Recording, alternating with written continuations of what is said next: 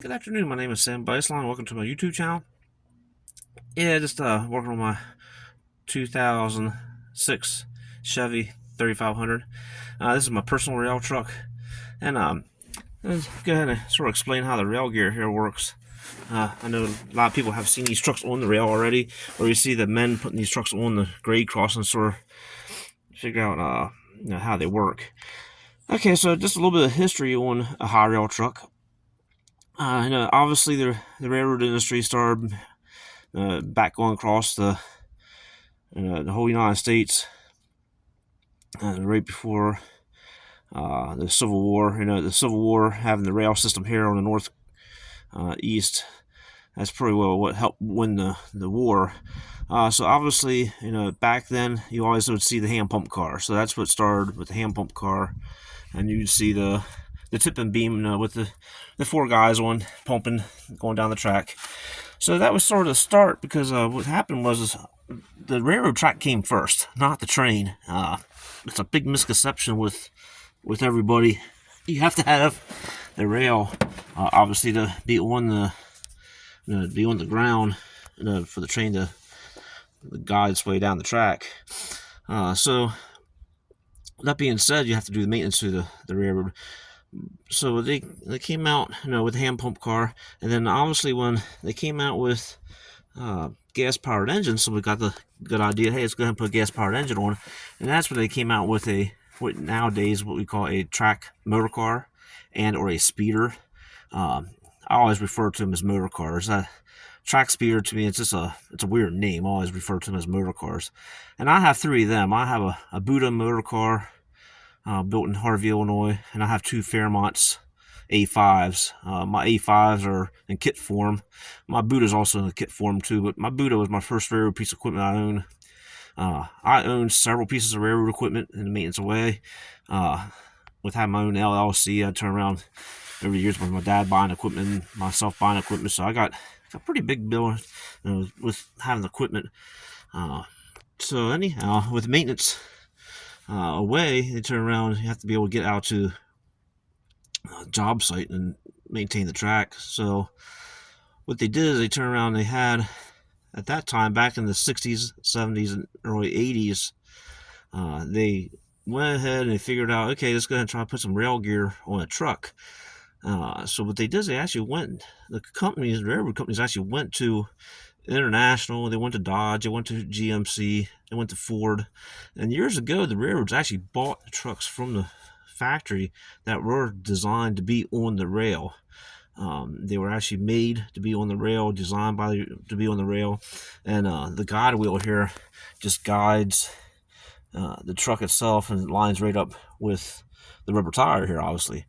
Well, in the long term, that was all right, because the railroads just would order the trucks the way they want them, and the factories would build them. Well, in the 90s, that's when they started coming out with the adapters.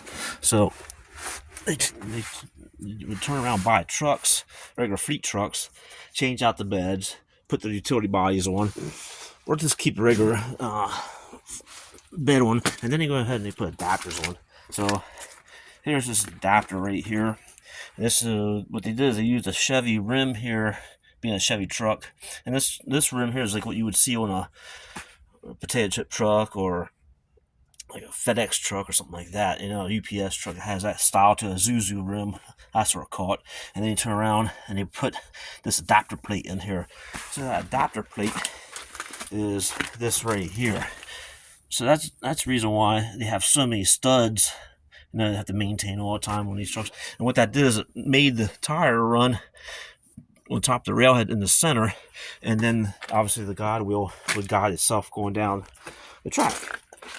So right now the rail gear is in the stowed position, and this rail gear here, well, it's hydraulically driven, so it's hydraulically run down, and that'll stand right about here when it's in the going down the track position. And like I said, we have to go ahead and inspect our rail gear every 14 months. I haven't had this truck out pretty well, last year at all, just because I've been doing so much work everywhere else. Everybody else has their own high rail trucks, so I'll go ahead and get this truck inspected with the Pennsylvania inspection, get that done, and go ahead and finish up the rail gear inspection, get that done. And that has to be done every 14 months on the rail gear. So yeah, like I said, I got my 2 railroad tie butts in there, and I got my tie plate in there, and we're just working on finishing up here that sway bar bushing and the link here. So I already did a video on that, and I'll upload that, and I'll upload this one here afterwards. But yeah, just figured just go over what a railroad truck looks like up close. And everybody always asks, how fast can you go down the track? That's always the first questions. How everybody's curious how fast you can run down the track. Well, really the answer is you want to go down the track at the safe speed, and you can only go as fast as the speed of the rail gear from the manufacturer. And they have all the warning labels in the rail gear information inside the cab of the truck, and pretty well that's what you want to be doing. And plus, if you're doing inspections on the rail, obviously you're not going to go no faster than 10 anyhow. So 10 mile an hour is as fast as I like going down the track. It just, first of all, you're not seeing anything if you're just going down and you're running faster than 10. And second of all, when you do come off with one of these trucks, it's a nightmare to get them back on the rail. And yes, I have been there already, and I've been there with big boom trucks already, big apprentice trucks, big log trucks. I've been off the rail area with them, and it's a headache getting them back on the rail too. So yeah, just a little bit of history on the rail gear. They are sort of fun and unique to go down the track with, and it is part of railroading to have a hyrail truck. And like I said, I keep this one in real good shape. Like I said, I paint underneath here all the time, do all the maintenance to it, and like I said, I'm getting close to 500,000, so I think I did pretty good for getting close to 500,000 on a vehicle. All right, we'll see you on the next go around, and thank you for watching.